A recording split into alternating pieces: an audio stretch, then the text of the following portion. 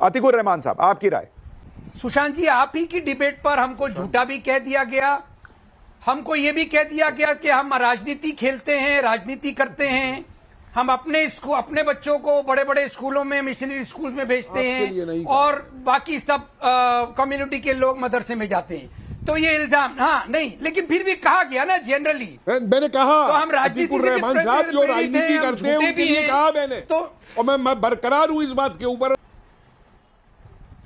तो सवाल ये उठता है कि राजनीति कौन कर रहा है, क्या हम कर रहे हैं या कौन, जो भी बोलने वाला है कौन कर रहा है। दूसरी बात, अगर माइनॉरिटी स्टेटस की आप बात कर रहे हैं, माइनॉरिटी के ऊपर एक रिपोर्ट आई है उसकी बात कर रहे हैं, तो आप माइनॉरिटीज का रिप्रेजेंटेशन देख लीजिए, गवर्नमेंट इंस्टीट्यूशन में देख लीजिए, जुडिशरी में, पुलिस में देख लीजिए, सिविल सर्विसेज में देख लीजिए, मेडिसिन में देख लीजिए, कोऑपरेटिव सेक्टर में देख लीजिए, साचर कमेटी की रिपोर्ट देख लीजिए, जितनी भी रिपोर्ट आज तक आई है देख लीजिए। महाराष्ट्र के अंदर जब हाईकोर्ट ने कहा कि 5% माइनॉरिटीज को, मुस्लिम माइनॉरिटीज को एजुकेशनल और इकोनॉमिक बैकग्राउंड के ऊपर आप रिजर्वेशन दीजिए, आज तक के नहीं दिया गया।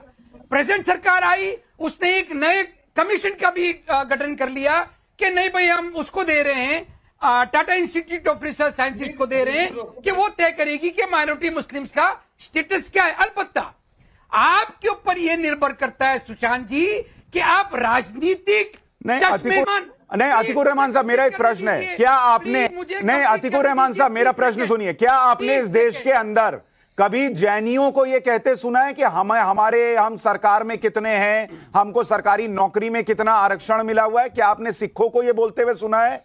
आप एक तरफ मदरसे में पढ़ेंगे और अगर आप खुद कहेंगे कि आपके यहां कम्युनिटी में पढ़ाई का, शिक्षा का स्तर नीचे है, और फिर आप चाहेंगे कि हम जैसे भी पढ़े लिखे हो हमको डॉक्टर भी बना दीजिए, हमको सरकार में भी ले लीजिए, हमको सरकारी नौकरी भी दे दीजिए, वो तो नहीं कह रहे, आप क्यों कहते हैं फिर इसको? क्या बात है, मुझे पता है कि आप मुझे पूरा नहीं करने देंगे।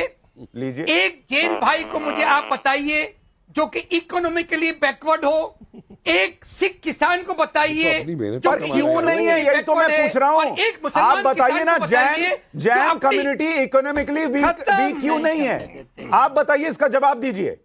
क्या इस देश के अंदर जहां प्रधानमंत्री कहे कि अल्पसंख्यकों आप पूरा नहीं करने दे रहे हैं? अरे आप बोल रहे हैं तो मैं काउंटर पर प्रश्न ना करूं? मैं आराम से खामोश बैठा हुआ हूं, मैं माइनॉरिटी नहीं हूं भाई। अरे मैं तो सेकंड लार्जेस्ट मेजोरिटी हूं। हम बहुत, आप बिल्कुल सही कह रहे हैं, आप माइनॉरिटी नहीं है, लेकिन मैं क्या कह रहा हूं, एक बात समझिए अतीकुर रहमान साहब, हम सिर्फ धर्मांतरण करना चाहते हैं। अतीकुर रहमान साहब, हम सिर्फ धर्मांतरण करना चाहते हैं, अतीकुर रहमान साहब, हम सिर्फ आतंक फैलाना चाहते हैं। अरे भाई अतीकुर रहमान साहब, मेरी बात सुनिए पहले, मैं आपसे क्या कह रहा हूं। अपने दिमाग में ये जो विक्टिम कार्ड आपने भर लिया है कि मुझे बात नहीं पूरी करने देंगे, मुझे इस देश में ये नहीं मिल रहा, मुझे सरकार में आरक्षण नहीं मिल रहा, जैन कम्युनिटी में कोई गरीब नहीं है। अरे क्यों गरीब नहीं है ये तो पूछिए, सिख कम्युनिटी में कोई गरीब नहीं है, क्यों गरीब नहीं है ये तो पूछिए। आपको बस ये बोलना आता है, मुझे स्टूडियो बुला के बोलने नहीं देंगे, मुझे देश में ये नहीं मिल रहा। आप क्या कर रहे हैं ये तो सोचिए। हर वक्त ये विक्टिम कार्ड कैसे चलेगा सर? भाई हमारी शिकायतों का कोई मायने नहीं है। मुसलमान अगर आप हैं तो आप शिकायत नहीं कर सकते हैं, अपनी सरकार से उम्मीद नहीं, क्योंकि हम माइनॉरिटी नहीं है, सेकंड लार्जेस्ट मेजॉरिटी है भाई। बहुत अच्छी बात, बहुत अच्छी बात। ठीक, एक काम कीजिए, एक मिनट सुनिए। अतीकुर रहमान साहब, अतीकुर रहमान साहब, ये आपको लगता है कि सब आपको जिहादी मानते हैं, आतंकी मानते हैं, आपको कोई बोलने नहीं देना चाहता, तो आपको यहां डिबेट में बुलाया भी नहीं जाता, आपको पूरे सम्मान से बुलाया जाता है। कोई डिबेट में अपमान करता है, मैं आपके लिए 4 बार कम से कम लड़ चुका हूं डिबेट में, लेकिन आप लोग ये बोलते हैं तो दुख होता है, और यही इस देश का दुख है कि इस देश में और किसी को माइनॉरिटी में ये दुख नहीं होता, लेकिन आप लोगों को हमेशा लगता रहता है। आपको अच्छी लगी तो ऐसे थोड़ा मार दीजिए हाथ, आप थोड़ा सा मार दीजिए।